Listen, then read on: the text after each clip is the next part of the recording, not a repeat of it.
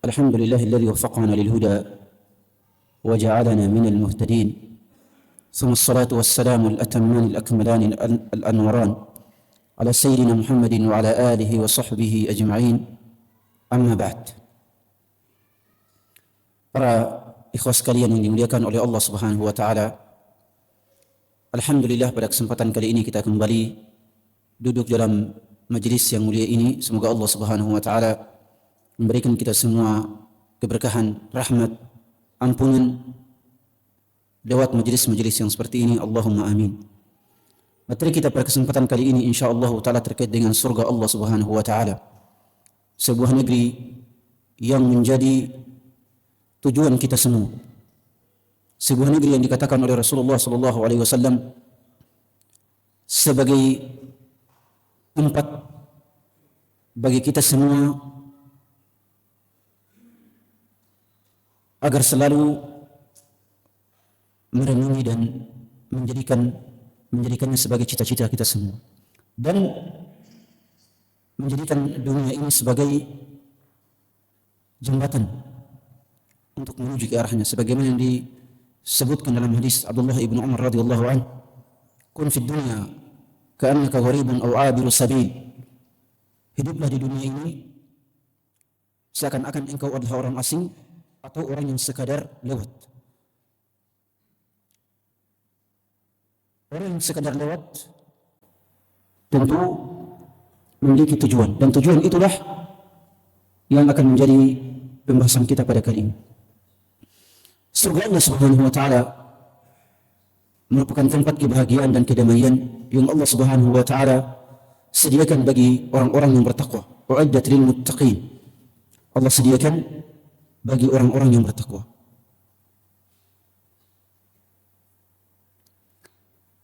Ahli sunnah wal jamaah meyakini bahwa surga telah diciptakan oleh Allah Subhanahu wa taala.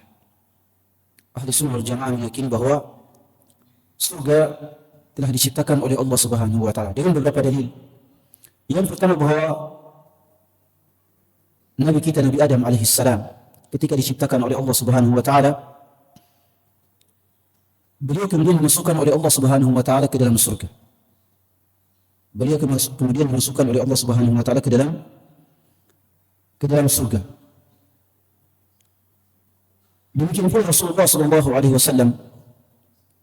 Demikian pula Rasulullah sallallahu alaihi wasallam ketika bil-Isra dan Mi'raj ke langit yang ketujuh, ke Sidrat Al-Muntaha, beliau juga sempat melihat surga Allah Subhanahu wa taala.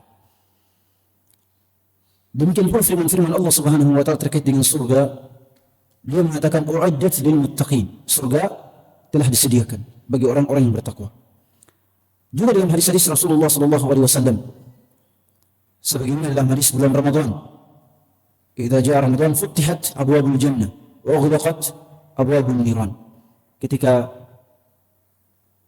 Ramadan telah tiba, maka pintu-pintu surga akan dibuka dan pintu-pintu neraka akan ditutup. Ini sebagai dalil dan penegasan bahwa surga telah tercipta. Surga telah tercipta dan sedang menunggu orang-orang yang akan menempatinya.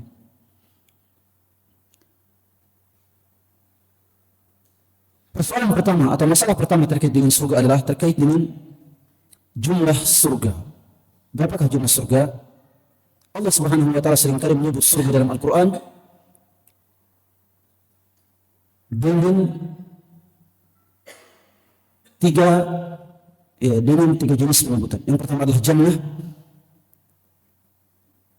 sabiqu ila magfiratin min rabbikum wa jannah,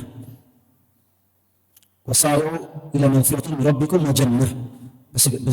Bersegeralah pada ampunan Tuhanmu dan bersegeralah ke surga. Jannah artinya satu surga. Juga Allah Subhanahu wa taala menyebut surga dengan jannat dalam bentuk jamak atau plural. Dalam surah Ar-Rahman, Allah Subhanahu wa taala menyebut jannatan. Allah Subhanahu wa taala menyebut jannatan, dua surga. Ya, tentunya kemudian para ulama juga berbeda pendapat terkait dengan jumlah surga. Tetapi Abdullah bin Abbas radhiyallahu taala mengatakan al-jannatu sab'un. Al-jannatu sab'un. Apa saja itu jannah? Beliau menyatakan yang pertama adalah darul jalal.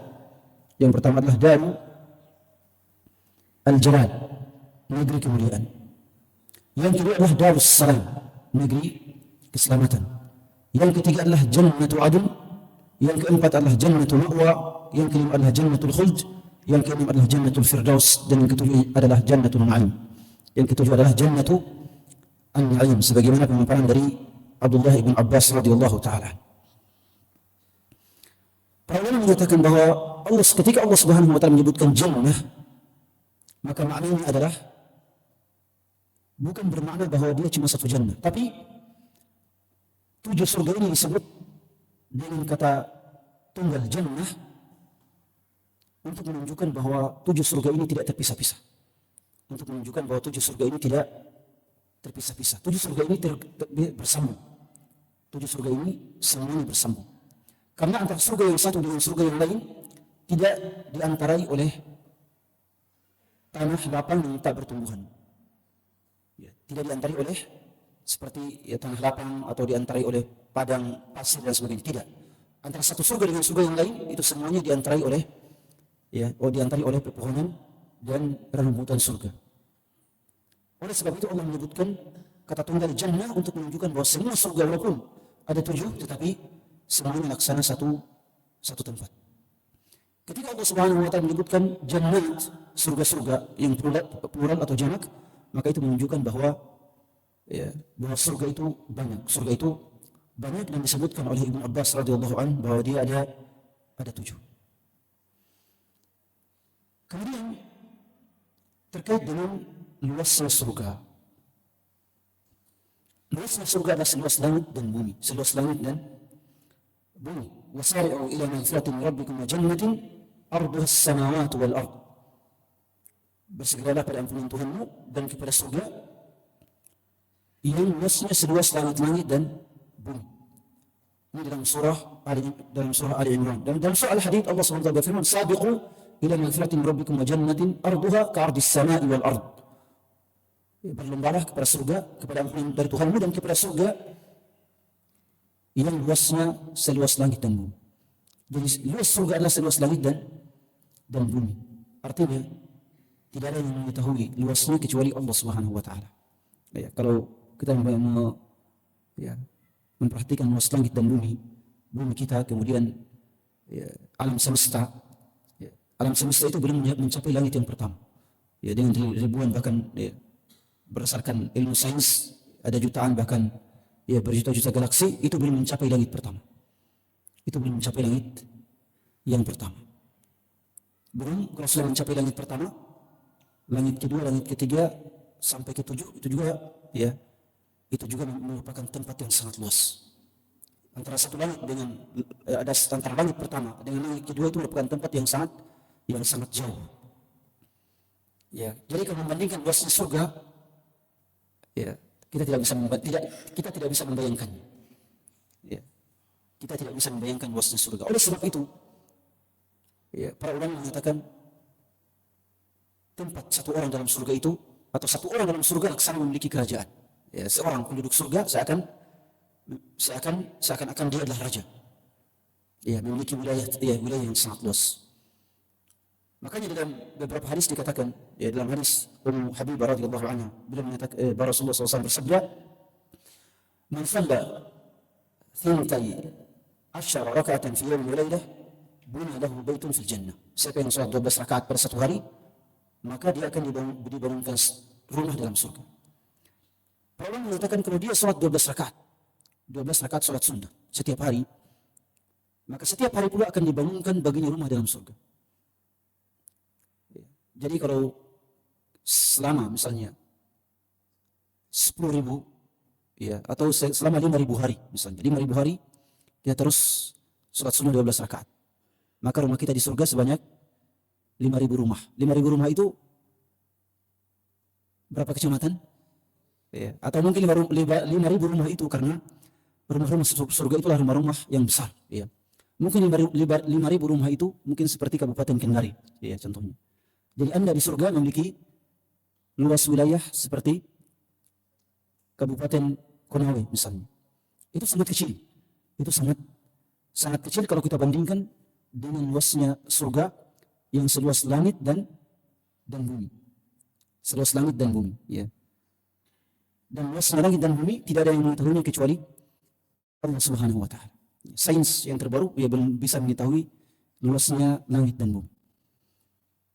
Kemudian surga memiliki 100 derajat.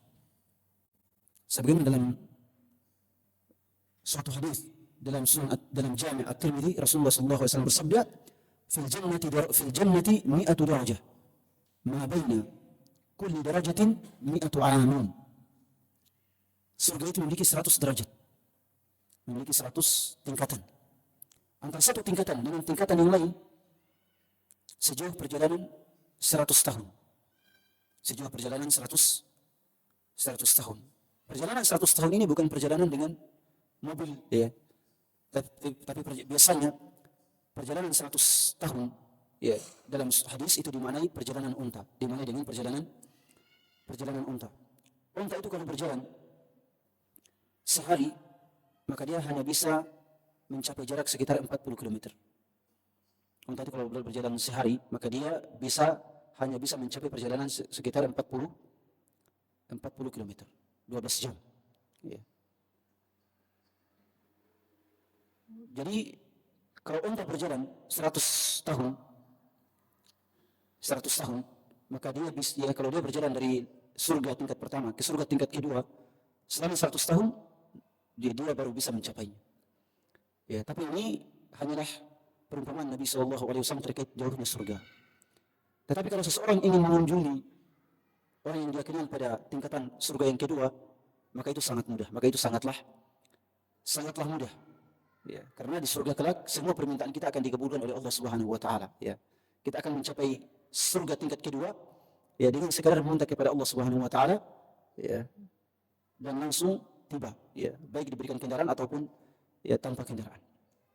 Kemudian surga Allah Subhanahu wa taala memiliki sungai-sungai. Surga Allah Subhanahu wa taala memiliki sungai-sungai. Surga itu kan secara bahasa bermakna kebun yang rindang. Itu surga secara makna. Ya, jadi surga itu adalah taman-taman yang dipenuhi dengan pepohonan. Itulah surga. Dan taman-taman yang dipenuhi pepohonan tidak akan indah kecuali harus memiliki air, harus memiliki sungai yang mengalir di bawahnya. Jannatun tajri min tahtiha al-anhar. Surga-surga yang di bawahnya mengalir sungai-sungai. Ini juga sebagai faedah saya teringat, ya, kalau membaca Al-Quran kemudian sampai pada jannatun tajri min tahtiha al-anhar, jangan berhenti pada jannatun tajri. Jangan berhenti pada jannatun tajri, jangan. Kalau berhenti silakan berhenti pada jannat. Kemudian ulangi jannatun tajri min tahtiha al-anhar. Sungai surga yang disebutkan dalam dalil ada 5. Yang pertama adalah sungai Al-Kautsar. Sungai Al-Kautsar yang disebutkan oleh Allah Subhanahu wa taala dalam surah Al-Kautsar. Inna a'tainaka Al-Kautsar. Wahai Muhammad, kami telah memberikanmu Al-Kautsar. Sungai ini merupakan sungai yang paling mulia. Dan sungai yang paling mulia, indah, dan paling enak di surga Allah Subhanahu wa taala. Dan air sungai inilah yang menjadi sumber telaga Rasulullah SAW di padang mahsyar. Ketika di padang mahsyar, setiap nabi memiliki telaga. Dan telaga Nabi kita Muhammad SAW adalah Al-Kautsar. Siapa yang minum dari air telaga ini, maka dia tidak akan pernah haus selamanya. Man syariba minha syarbatan lam yadma, ya, la yadma'u abadan. Siapa yang minum air dari telaga Al-Kautsar yang bersumber dari telaga di padang mahsyar, telaga Rasulullah yang bersumber dari telaga Al-Kautsar, maka dia tidak akan pernah haus selamanya walaupun minumnya cuma seteguk. Semoga Allah Subhanahu wa taala memberikan kita karunia untuk meminum dari air ini insyaallah taala. Tetapi apakah air telaga Al-Kautsar merupakan air yang paling mulia atau air yang paling utama? Mazhab Syafi'i mengatakan bahwa air yang paling utama adalah air yang bersumber dari jari Rasulullah SAW. Air yang paling utama adalah air yang bersumber dari jari jemari Rasulullah SAW yang merupakan mukjizat beliau. Ketika para sahabat kekurangan air, beliau kemudian memasukkan tangannya ke dalam bejana yang berisikan air dan kemudian memancarlah air dari jari jemari beliau SAW. Dan para ulama mengatakan air inilah yang paling utama. Ya. Jadi para ulama Syafi'i, Tajuddin As-Subki membuat bait syair terkait dengan air yang paling utama. Beliau mengatakan, "Afdhalul miyahi ma'un qad naba min baini asabi'in nabiyyin muttaba. Yalihi ma'u zamzam fal kautsari famina misra wa baqil anhari." Kata beliau, air yang paling utama adalah air yang merembes atau muncul dari jari jemari Rasulullah SAW yang merupakan mukjizat beliau. Itu yang pertama. Kemudian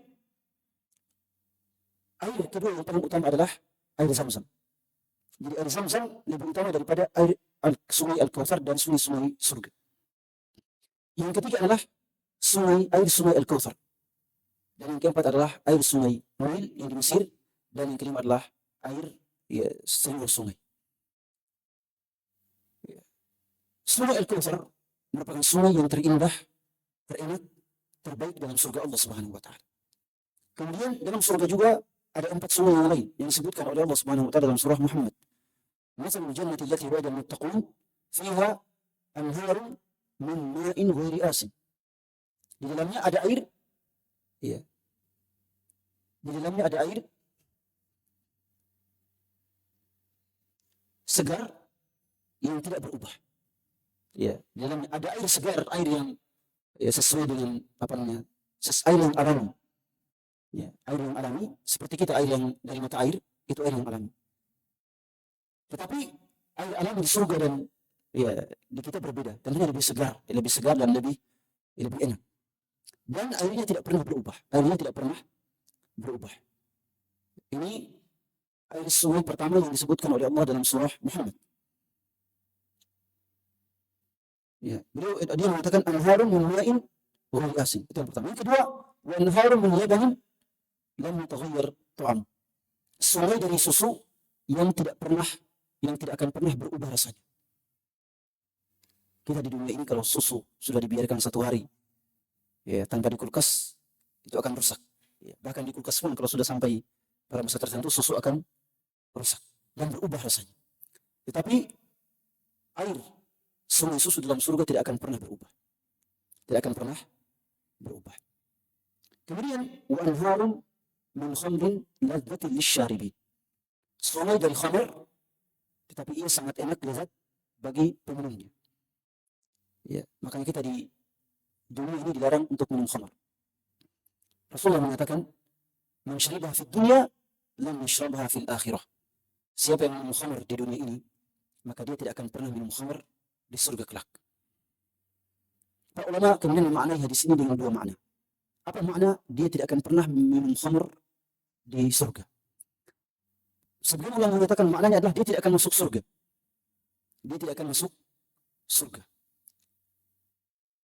Ya.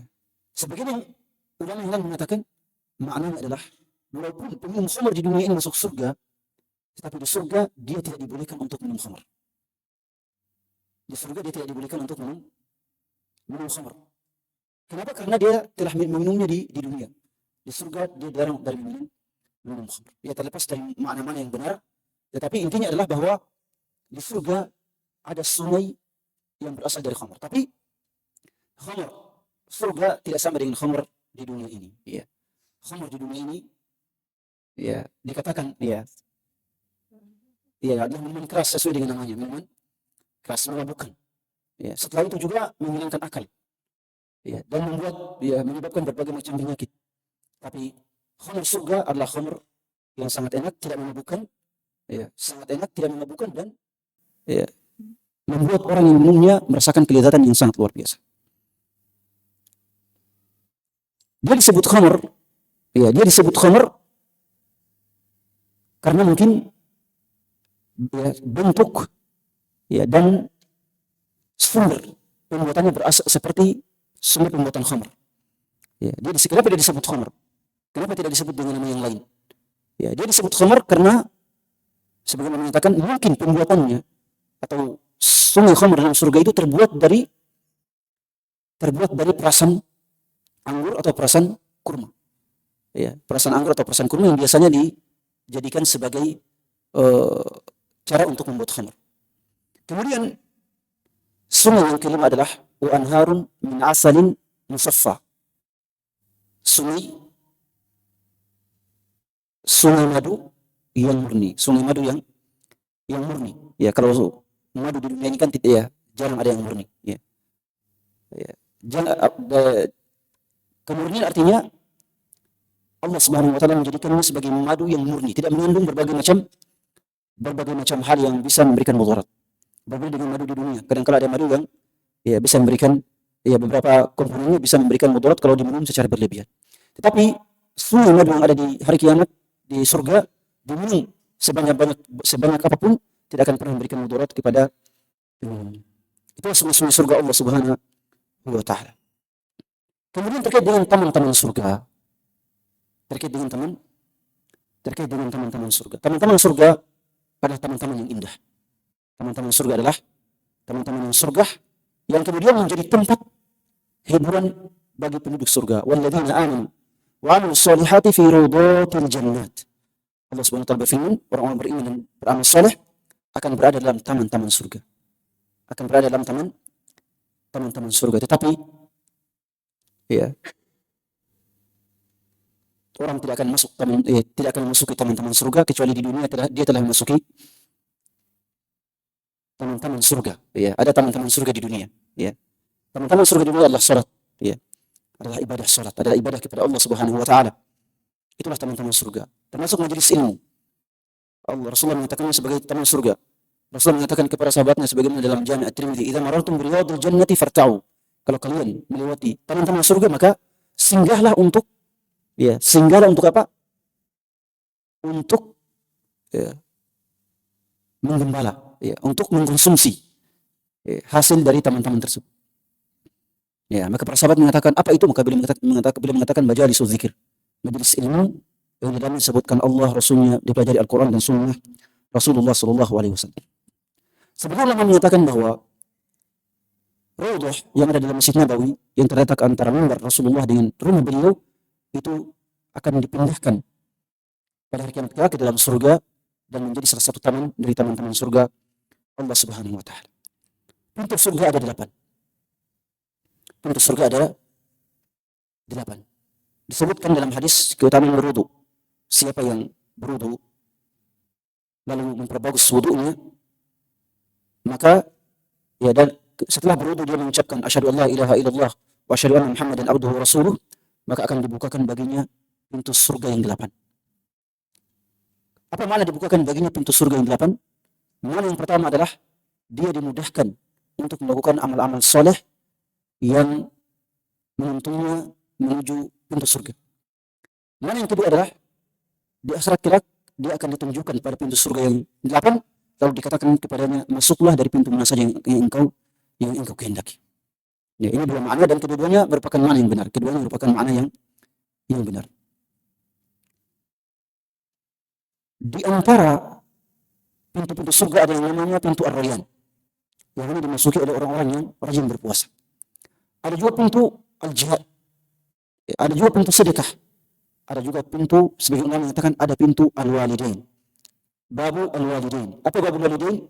Pintu yang hanya akan dimasuki oleh orang-orang yang berbakti kepada kedua orang tua. Besarnya pintu surga, ya, ma baina masra'i babil jannah, ya, dikatakan arba'una sana.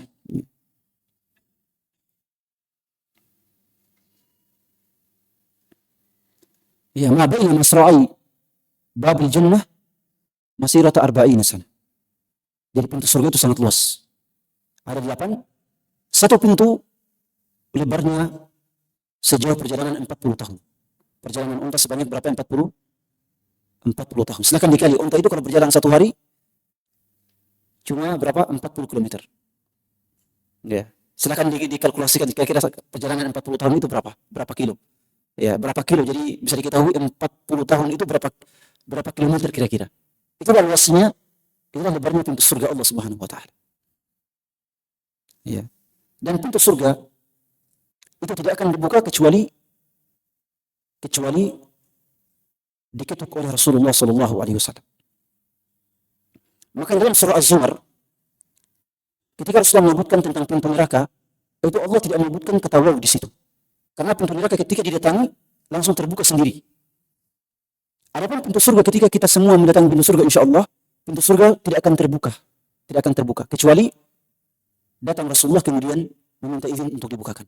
Adapun pintu neraka, maka ketika datang langsung semuanya dibuka pintu nerakanya langsung digiring semua. Ini dalam Az-Zumar disebutkan wasiqal ladzina kafaru ila jahannam zumara. Orang-orang kafir digiring ke neraka. Hatta idza ja'uha futihat abwabuha. Ketika mereka tiba di pintu jahannam, pintunya langsung terbuka. Adapun orang-orang yang bertakwa, wasiqal ladzina taqaw rabbahum ila al-jannati zumara hatta idza ja'uha futihat abwabuha di situ, abwabuha. Ketika mereka orang-orang bertakwa datang ke pintu surga, pintunya belum terbuka. Makanya ulama mengatakan menambah kata waw. Ya, wa futihat abwabuha. Kalau neraka langsung futihat tanpa kata waw. Juga pintu neraka, setelah semuanya masuk, pintu neraka langsung ditutup. Pintu neraka langsung ditutup. Adapun pintu surga, ketika semuanya masuk, pintu surga tetap dibiarkan terbuka lebar.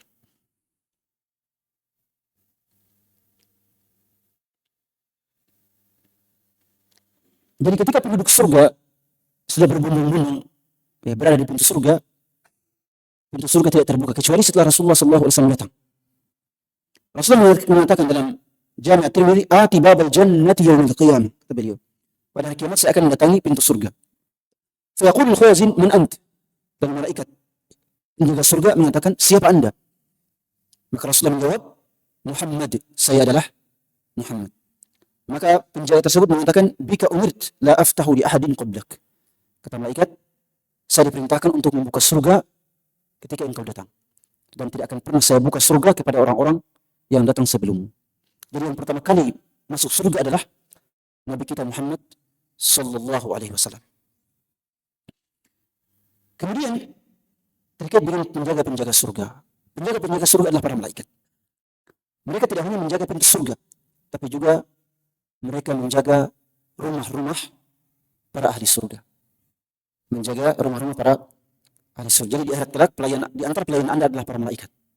Ini disebabkan karena orang-orang soleh, orang-orang bertakwa dari Bani Adam lebih utama dibandingkan daripada para malaikat. Kata Ibnu Taimiyah juga Ibnu Qayyim, "Salihul bashar afdalu minal malaikah." Orang-orang soleh dari kalangan manusia lebih utama dibandingkan para malaikat. Lebih utama dibandingkan para malaikat. Ini menunjukkan bahwa orang soleh memang lebih utama dibandingkan para malaikat, dan di hari kiamat kelak para malaikatlah yang akan menjaga pintu surga dan juga para malaikatlah yang akan menjaga pintu-pintu rumah kita semua insyaallah taala. Makanya pada hari kiamat kelak orang-orang yang masuk surga itu semuanya disalami para malaikat. Disalami di depan pintu surga dan disalami di mana? Disalami ketika kita akan masuk ke rumah, ke istana kita dalam surga. Ya. Wasiqal ladzina taqaw rabbahum ilal jannati zumra hatta idza ja'uha wa futihat abwabuha wa qala lahum khazanatuha assalamun alaikum. Ketika pintu surga terbuka, para penjaga surga mengatakan, "Salamun alaikum," keselamatan, kesejahteraan. Selamat bagi kalian. Ya, "Salamun alaikum bima sabartum." Ya, keselamatan bagi kalian disebabkan karena kesabaran kalian di dunia di atas ketaatan kepada Allah, kesabaran kalian di dunia dari bermaksiat, kesabaran kalian di dunia terhadap takdir Allah Subhanahu wa taala. Kalau masuk surga sekeluarga, maka para malaikat akan ramai-ramai untuk menyampaikan selamat. Ya, disebutkan dalam surah Ar-Ra'd. Jannatu adnin yadkhulunaha wa man salaha min abaihim wa azwajihim wa dhurriyyatihim wal malaikatu yadkhuluna 'alaihim min kulli bab salamun 'alaikum bima sabartum fa ni'ma 'uqbad dar. Ya, kalau masuk dalam surga, dalam jannatu adn, surga adn. Masuk surga jannatu adn dengan orang-orang saleh dari ayah, ibu, kakek nenek kita, kemudian anak keturunan kita, juga istri-istri kita. Ya. Ketika kita masuk surga bersama-sama, maka di pintu-pintu istana surga para malaikat sudah menunggu dan mengatakan, "Salamun alaikum. Salamun alaikum bima sabartum." Ya, keselamatan kalian, selamat bagi kalian. Ya, kalian sudah masuk surga karena kesabaran kalian di dunia. Fa ni'ma 'uqbad dar, dan tempat kalian ini adalah seindah-indah, sebaik-baik tempat yang terakhir. ya, sebaik-baik tempat kembali yang terakhir. Jadi para malaikat akan menyambut orang-orang yang bertakwa pada hari kiamat kelak di surga Allah Subhanahu wa taala. Kemudian kenikmatan-kenikmatan surga, ya, kalau kenikmatan surga ini sangatlah banyak, ya. Ini pembahasan tentang surga tentunya pembahasan yang sangat luas, ya. Tetapi kita hanya mengangkatnya pada beberapa hal, ya. Apalagi terkait dengan ayat-ayat dan hadis-hadis, itu sangatlah banyak terkait surga. Kenikmatan surga yang paling indah adalah ru'yatu wajhillahi ta'ala, melihat dan memandang wajah Allah Subhanahu wa taala. Wajah Allah Subhanahu wa taala itu adalah wajah yang paling indah. Wajah yang paling indah. Sekedar dengan melihatnya, maka semua kenikmatan tidak ada bandingannya sama sekali. Ya, makanya para ulama dan juga dalam hadis-hadis dikatakan bahwa setiap mukmin akan melihat wajah Allah setiap hari Jumat. Setiap hari Jumat. Rasulullah mengatakan dalam hadisnya, "Innakum satarawna rabbakum. Innakum satarawna rabbakum kama tarawna al-qamara lailatal badr, la tudammuna fi ru'yatihi." Dalam Sahih Bukhari dan Muslim. Rasul mengatakan bahwa kalian di surga kelak akan melihat Tuhan kalian. Sebagaimana kalian melihat apa? Melihat bulan pada malam purnama. Kalian akan melihatnya tanpa berdesak-desakan. Ya. Kalian akan melihatnya tanpa harus berdesak-desakan. Seperti kita melihat bulan purnama, apakah ketika kita melihat bulan purnama kita berdesak-desakan? Tidak. Seperti itulah kita melihat wajah Allah Subhanahu wa taala. Tapi wajah Allah jangan dibandingkan dengan bulan purnama. Ya, Rasulullah cuma membandingkan cara melihat kita. Tapi Rasulullah tidak membandingkan wajah Allah dengan bulan, tidak. Ya, Rasulullah cuma membandingkan cara melihat kita. Ya, karena wajah Allah tidak bisa dibandingkan dengan makhluk apapun. Dia adalah Allah Subhanahu wa taala yang merupakan pencipta kita semua. Dan ini disebutkan dalam Al-Qur'an banyak sekali. Lilladzina ahsanul husna wa ziyadah. Lilladzina ahsanul husna wa ziyadah. Bahwa orang yang berbuat kebaikan mereka akan mendapatkan al-husna, itu surga, dan mendapatkan tambahan. Tambahan ini adalah ru'yatullah, melihat wajah Allah Subhanahu wa taala. Dan ini juga disebutkan dalam surah Al-Qiyamah.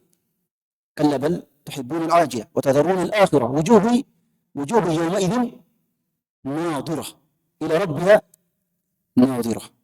Wajah-wajah mereka pada hari itu akan ceria dan berseri-seri. Kenapa berseri-seri? Karena mereka melihat kepada wajah Tuhan mereka.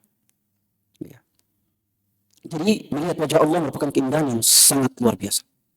Ya. Makanya Rasulullah SAW, di antara doa Rasulullah SAW, ya, adalah apa? Allahumma, ya, di antara doanya Allah musta'an. Allahumma inni as'aluka ladzatan nadhari ila wajhik. Allahumma inni as'aluka ladzatan nadhari ila wajhik. Saya memohon kelezatan memandang kepada wajahmu. Ya. Dan ini merupakan doanya orang-orang yang saleh, merupakan doanya orang-orang yang saleh. Kenapa? Karena kenikmatan memandang wajah Allah kenikmatan yang tidak ada bandingannya. Walaupun dengan kenikmatan surga yang lain, tidak ada bandingannya. Kemudian pakaian surga adalah pakaian yang indah. Pakaian surga adalah pakaian yang indah. Perhiasan penduduk surga adalah perhiasan yang terbuat dari emas dan perak. Ya, jadi kita di dunia ini kita bagi laki-laki tidak memakai emas dan perak. Ya. Maka Rasulullah mengatakan, innaha lahum fid dunya wa lana fil akhirah. Kata Rasulullah, pakaian sutra, emas dan emas itu semua dilarang bagi kita laki-laki di dunia. Tapi di akhirat kelak kita akan memakainya insyaallah taala.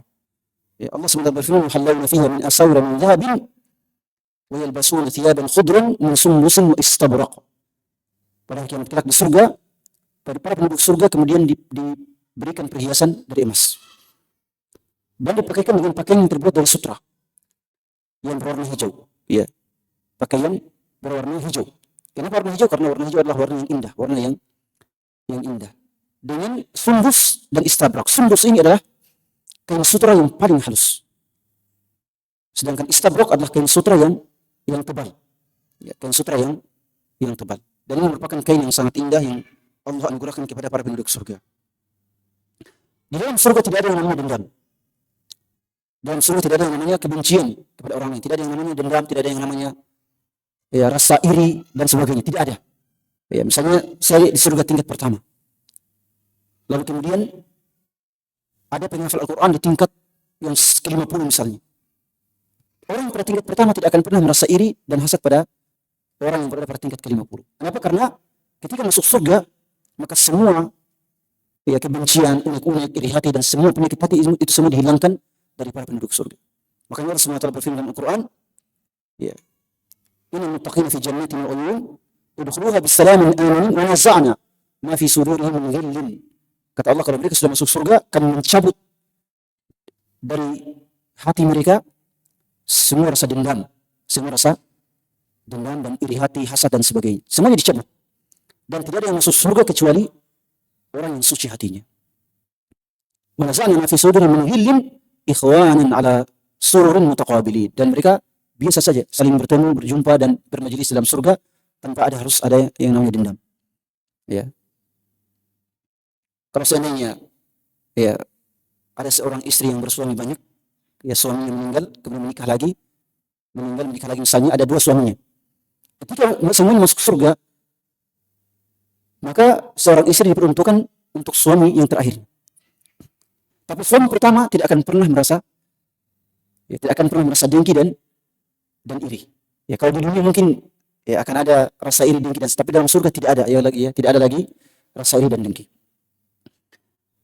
Kemudian kenikmatan di antara kenikmatan surga adalah bidadari surga. Bidadari surga.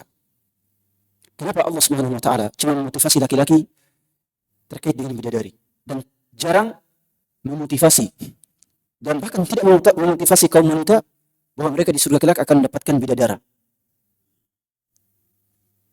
Ya, di antara faktornya adalah bahwa dalam surga kelak kaum wanita di dunia ini, kaum wanita yang masuk surga, suami mereka hanyalah berasal dari anak keturunan Adam alaihissalam. Sedangkan kaum laki-laki di surga kelak, maka istri-istri mereka selain berasal dari wanita keturunan Nabi Adam, juga ya, mereka memperistrikan para bidadari yang khusus diciptakan oleh Allah Subhanahu wa taala sebagai perhiasan surga. Itu yang pertama. Yang kedua, perbedaan antara tabiat laki-laki dan perempuan. Tabiat laki-laki kalau dimotivasi terkait dengan perempuan, maka dia akan termotivasi. Beda dengan perempuan. Kalau perempuan dimotivasi dengan laki-laki, maka bukan motivasi yang akan muncul dalam hatinya, tapi yang akan muncul dalam hatinya adalah rasa malu. Jelas ya? Yang akan muncul dalam hatinya adalah rasa malu. Dan ini ya, Anda bisa rasakan dalam diri Anda. Kalau Anda dimotivasi oleh si fulan, ya, di sana ada akhwat yang subhanallah, ya, Anda akan termotivasi. Jelas ya? Ya. Tapi kalau ada perempuan disebutkan, wahai akhwat, di sana ada laki-laki yang dia tidak akan termotivasi, tapi mungkin termotivasi, tapi rasa malu yang akan muncul dari dirinya itu lebih dominan. Jelas ya? Makanya Allah Subhanahu wa taala dalam Al-Quran lebih memotivasi laki-laki terkait dengan istri-istri mereka dalam surga Allah Subhanahu wa taala. Bidadari dalam nas Al-Quran dan hadis disebut al-hur al-ain. Al-hur al-ain. Al-hur artinya pemilik mata yang putih dan bola mata yang hitam. Kita kan mata kita ada merah-merahnya ya. Kalau bidadari matanya putih sekali, dan bola matanya sangat hitam sekali. Sedangkan al-ain artinya pemilik mata yang bulat dan lebar, dan lebar. Jadi matanya bidadari dikisahkan itu tidak memiliki sudut, iya. Tidak memiliki apa? Sudut. Ya, besar dan tidak memiliki sudut. Itu merupakan mata yang indah. Maka mereka disebut al-huru al-ain. Ya, pemilik mata yang lebar dan indah.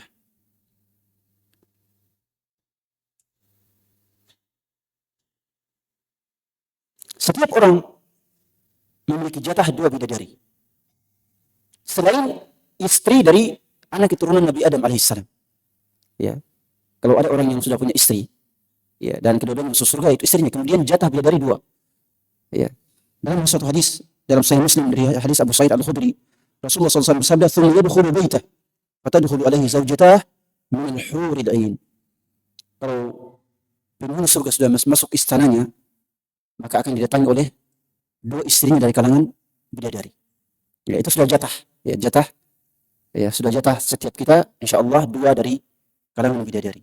Ini selain dari istri kita yang berasal dari Bani Adam. Ya, jadi kalau Anda di surga, kalau di dunia ini cuma punya satu istri, dua-dua masuk surga, maka Anda cuma punya 3 istri di surga kelak. Tapi kalau Anda punya 4 istri, semuanya masuk surga, Anda punya 6 istri di surga kelak. Ya. Barakallahu fikum. Di antara sifat para bidadari selain bermata lebar adalah qasiratut tarf. Qasirat at-tarf sebelum dalam surah Ar-Rahman. Qasiratut tarf artinya dia tidak memandang kecuali kepada suaminya. Dia tidak memandang kecuali kepada suaminya. Dan ini yang merupakan ciri wanita surga. Baik wanita dari kalangan Bani Adam ataupun dari para bidadari. Di antara sifat bidadari juga yang lain adalah atrab. Uruban atraba li ashabil yamin. Apa itu atrab? Atrab artinya memiliki usia yang sama. Usia yang sama. Ya kalau kita di surga kelak kan rata-rata usia penduduk surga itu 33 tahun. Rata-rata usia penduduk surga berapa? 33 tahun. Ya, jadi para bidadari juga memiliki, tapi para bidadari adalah para bidadari mereka adalah gadis-gadis yang umurnya setara. Ya, umurnya setara. Atrab itu artinya memiliki umur yang sama. Dan semuanya adalah gadis, semuanya adalah gadis. Di antara sifat para bidadari adalah khairatul hisan. Dan jelas khairatul hisan artinya memiliki sifat dan akhlak yang sangat baik. Kemudian adalah, di antara sifat para bidadari adalah kawaib. Wa kawaiba atraba. Kawaib di sini adalah gadis yang memiliki, mohon maaf ya, gadis yang memiliki ya payudara yang tidak turun ke bawah. Ya, tapi payudara yang menonjol ke depan. Ya. Ini sebagai kiasan bahwa ya ini sebagai kiasan bahwa para bidadari surga dan para wanita-wanita yang masuk surga itu mereka adalah sosok-sosok yang berada pada puncak kegadisannya. Iya, sosok-sosok yang berada pada puncak kegadisannya. Orang yang berada pada puncak kegadisan, ya, maka memiliki sifat yang seperti itu. Jelas ya. Orang yang berada pada puncak kegadisan maka akan memiliki sifat, ya, sifat badan yang seperti itu. Ya, makanya para ulama mengatakan seperti ar-rumman, buah delima. Ya, seperti ar-rumman, ya, buah delima yang besar tentunya. Ya, itulah makna dari kawaid. Kemudian di antara sifat mereka adalah abkar. Abkar. Ya, abkar. Artinya abkar ini adalah perawan. Setiap kali selesai berhubungan maka dia akan kembali perawan. Setiap ya, selesai dia akan kembali menjadi perawan. Apa faktornya? Kenapa harus kembali perawan? Yang pertama adalah ya tentunya ini terkait dengan kenikmatan. Ya, terkait dengan kenikmatan. Itu yang pertama. Ya, bahwa perawan beda dengan yang tidak perawan. Itu yang pertama. Yang kedua, terkait dengan perasaan. Terkait dengan perasaan. Seorang wanita itu biasanya lebih tergantung kepada orang yang pertama. Ya, kepada orang yang pertama berhubungan badan dengan. Jelas, seorang wanita biasanya lebih tergantung dan lebih mencintai kepada orang yang pertama kali berhubungan badan dengan. Jelas ya? Ya, ini merupakan rahasia. Ya, ini merupakan rahasia kenapa bidadari ketika selesai berhubungan dia kembali menjadi perawan. Agar kecintaannya kepada suaminya lebih tinggi dan semakin bertambah. Kemudian di antara sifat bidadari adalah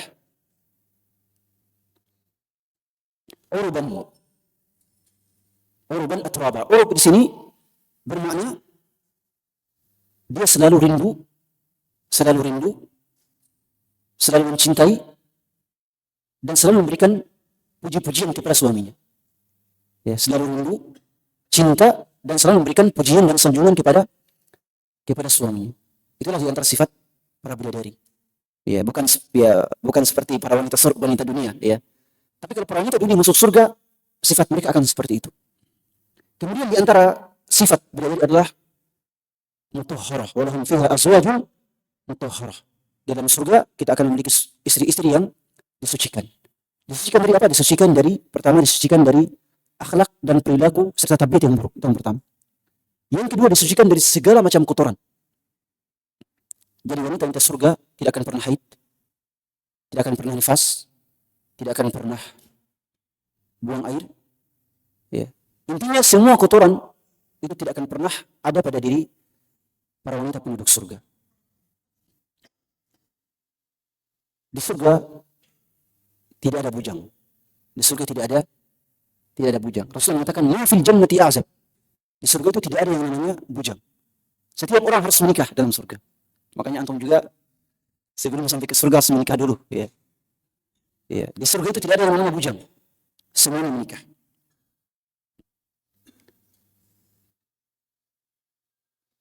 Ya. Wanita surga, wanita anak Adam, keturunan Adam yang masuk surga itu lebih indah dibandingkan para bidadari.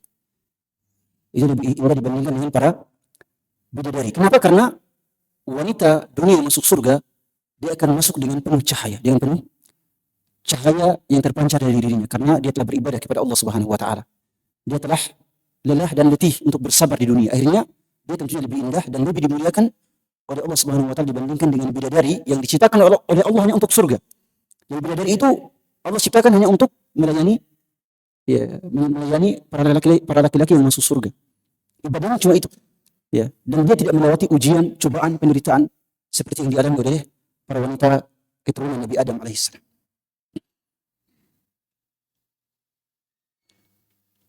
Kemudian,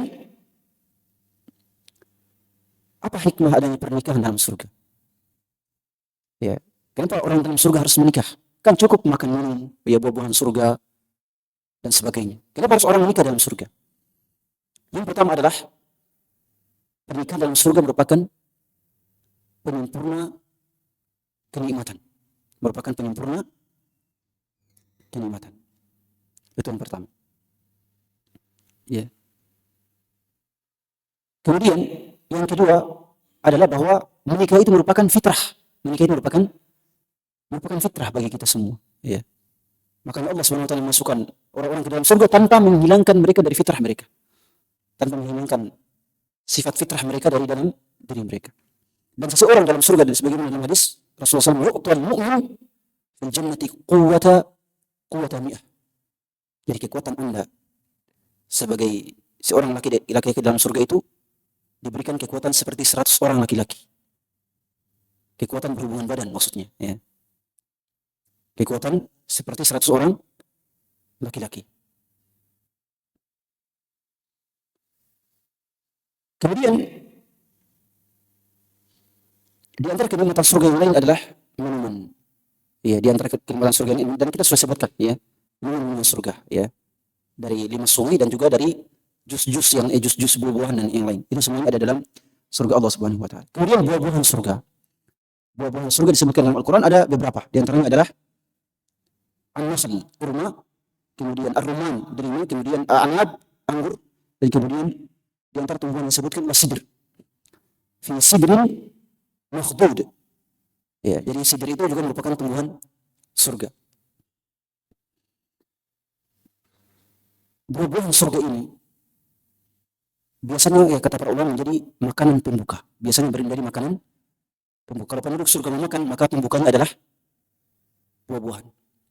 Ini terdapat dalam beberapa surah, di antaranya adalah dalam surah Al-Waqi'ah. Wa fakihatan mimma yatakhayyarun wa lahma tayrin mimma yashtahun. Ya. Mereka makan buah-buahan yang mereka pilih dan daging burung yang mereka inginkan. Juga disebutkan dalam ayat wa amdadnahum bi fakihatin wa lahmin mimma yashtahun. Dan kami memberikan mereka buah-buahan dan lahm, daging. Mungkin sebagian ulama dari kalangan Malikiyah, Abu Bakar At-Turtusi rahimahullah ta'ala mengatakan, ayat ini menunjukkan sunnahnya memakan buah-buahan terlebih dahulu sebelum makanan yang lain. Bahkan beliau mengatakan bid'ah hukumnya kalau seandainya memakan daging atau memakan makanan yang lain terlebih dahulu, lalu kemudian mengakhirkan makan buah. Kata beliau bid'ah. Ya. Bidah di sini artinya bukan bidah yang, bidah di sini artinya bidah keduniaan. Bidah yang sifatnya keduniaan. Artinya kata beliau harus kalau mau makan bagusnya ya mencontoh cara makannya penduduk surga. Memulai dengan buah-buahan. Apakah buah-buahan di dunia sama dengan buah-buahan di surga? Ya, yang paling roja di antara pandangan para ulama bahwa yang sama itu cuma bentuknya. Yang sama cuma bentuk dan namanya. Tapi dari segi warna, dari segi rasa itu berbeda. Ya. Yang sama cuma apa? Bentuk dan namanya. Kenapa yang sama cuma bentuk dan namanya? Karena kalau seandainya bentuk apel berubah di akhirat kelak, orang tidak akan mengenal bahwa ini apel. Ya, jelas ya. Tapi ketika dilihat, oh ini apel, walaupun ukuran dan rasa dan warnanya berbeda, tapi ketika mereka melihat bentuknya, mereka langsung mengetahui ini apel. Ya. Jadi yang sama cuma nama dan bentuknya, tapi rasa dan ukurannya sangatlah berbeda. Kemudian makanan pertama penduduk surga adalah hati ikan, ya, atau hati ikan hiu. Ya, sebagaimana dalam suatu hadis, awwalu ma ya'kuluhu ahlul jannah ziyadatu kabidil hut. Ya, makanan pertama yang dimakan penduduk surga adalah ya, daging yang menempel pada hati ikan hiu. Kemudian jasadnya para penduduk surga itu seperti jasad Nabi Adam alaihissalam, setinggi 60 hasta dan selebar 7 hasta. Ya. Satu hasta itu kan selingan ya. Ya, jadi setinggi berapa? 60 hasta dan lebarnya 7 hasta. Dan usia mereka rata-rata 33 tahun. Sebagaimana dalam hadis dalam Musnad Ahmad dari hadis Abu Hurairah radhiyallahu anhu, yadkhulu ahlul jannati abna'a 33 ala khalqi Adam 60 dhira'an fi ardi 7 adhru'in, kata beliau. Jadi para penduduk surga masuk surga dalam usia 33 tahun. Kemudian dengan jasad seperti ukuran Nabi Adam alaihissalam, 60 hasta tingginya dan lebarnya 7 hasta.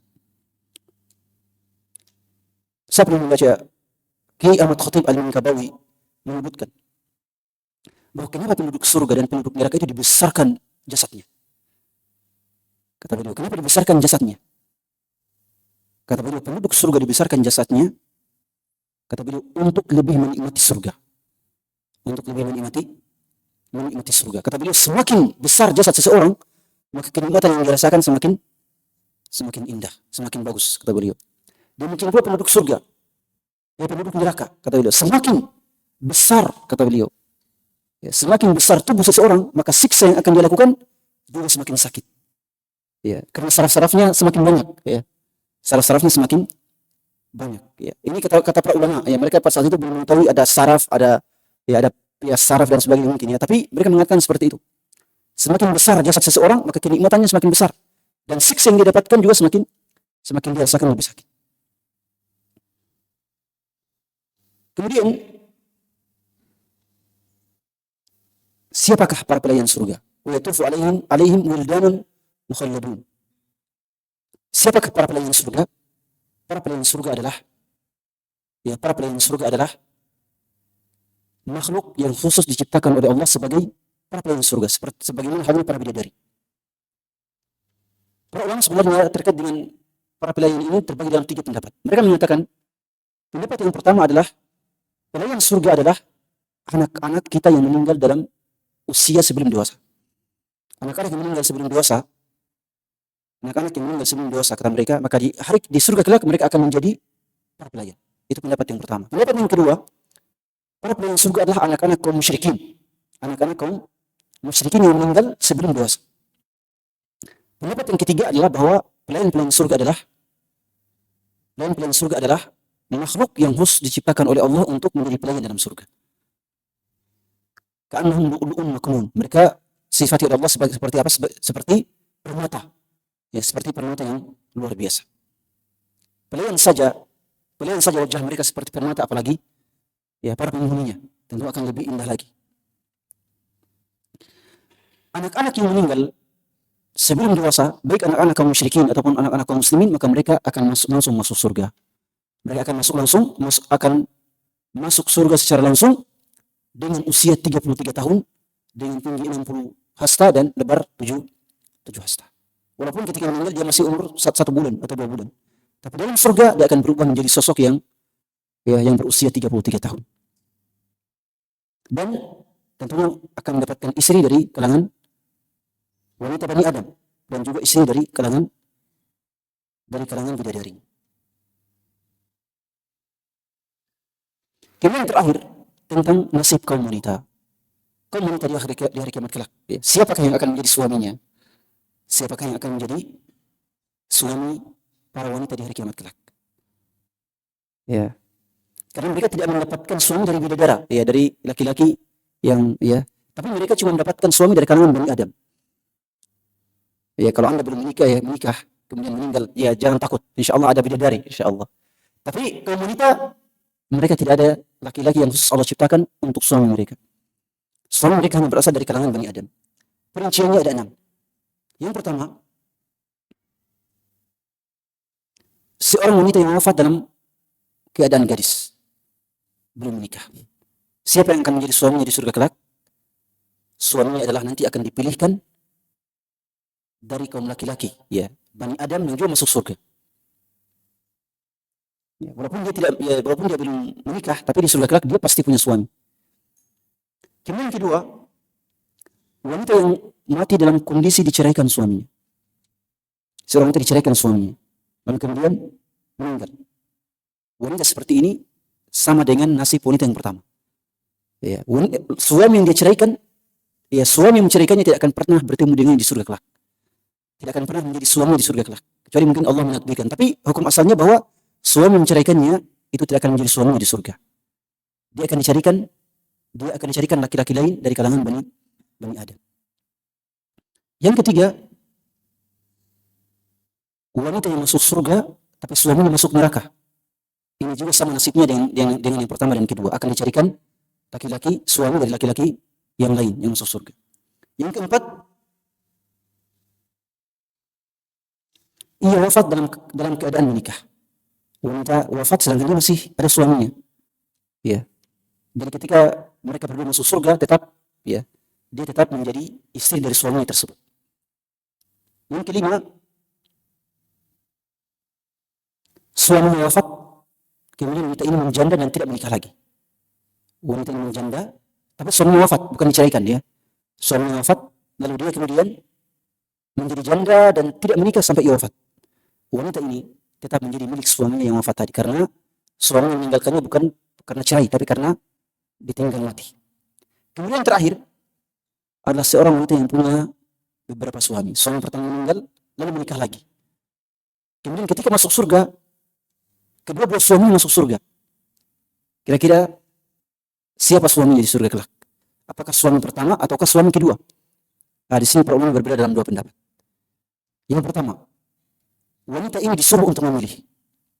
Disuruh untuk memilih siapa yang dia lebih cintai di antara 2 suami ini. Kemudian yang kedua, wanita ini menjadi milik suami terakhirnya. Wanita yang menjadi milik suami terakhir. Dan ini yang lebih benar atau yang lebih tepat adalah yang kedua ini, bahwa wanita itu menjadi milik suami terakhirnya di surga kelak. Dan ini yang menjadikan Ummu Darda tidak menikah lagi. Ummu Darda ketika Abu Darda meninggal, suami meninggal Abu Darda, itu datang dilamar oleh Muawiyah ibn Abi Sufyan radhiyallahu anhu. Tapi kemudian dia tidak mau. Kenapa? Karena dia ingin apa? Ya, beliau mengatakan, saya tidak ingin menikah lagi karena saya ingin di hari kiamat kelak saya ingin berjumpa dengan Abu Darda. Karena saya mendengar Abu Darda berkata bahwa Rasulullah SAW bersabda, "Al-mar'atu di akhir zawjiha." Perempuan itu dalam surga akan menjadi milik suami terakhirnya. Hadis ini diriwayatkan oleh Abu Syekh. Tapi hadis ini dhaif, hadis ini lemah. Tetapi dari asar-asar para sahabat ini menunjukkan bahwa memang lebih tepat.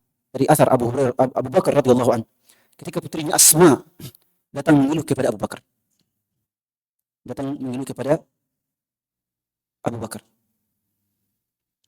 Dan mengatakan, ya suamiku Az-Zubair bin Awam terlalu membuat saya lelah dan capek. Maka Abu Bakar kemudian menghibur Asma bahwa bersabarlah karena Az-Zubair ini adalah orang yang soleh. Dan di hari kiamat kelak, bersabarlah, dan di hari kiamat kelak Anda akan bertemu dengannya. Anda akan bertemu dengannya, ya. Dan kalau Anda menikah lagi dengan yang lain, Anda tidak akan pernah bertemu dengannya. Dan ini juga disebutkan oleh Abu Hudzaifah. Ucapan Abu Hudzaifah radhiyallahu anhu kepada istrinya. Ketika Abu Hudzaifah akan meninggal, beliau mengatakan kepada istrinya, ya, beliau mengatakan kepada istrinya, wahai Ummu Hudzaifah, kalau seandainya engkau masih ingin bertemu denganku di surga kelak, maka janganlah menikah. Janganlah menikah sepeninggalku. Karena seorang wanita itu diperuntukkan kepada suami terakhirnya. Oleh karena itu, wahai Ummu Hudzaifah, istri-istri Rasulullah SAW diharamkan untuk tidak menikah lagi. Ketika Rasulullah wafat, para istri Rasulullah diharamkan untuk tidak menikah lagi. Kenapa? Karena istri-istri Rasulullah di dunia itu akan menjadi istri-istri beliau di surga kelak. Sehingga diharamkan untuk menikah lagi. Ya, saya kira sampai di sini ya tentang terkait dengan surga. Ya, tentunya tentang surga pembahasannya sangatlah banyak dan sangatlah luas. Ya, tapi semoga apa yang kita sebutkan ya telah mencukupi. Barakallahu fikum, jazakumullahu khairan.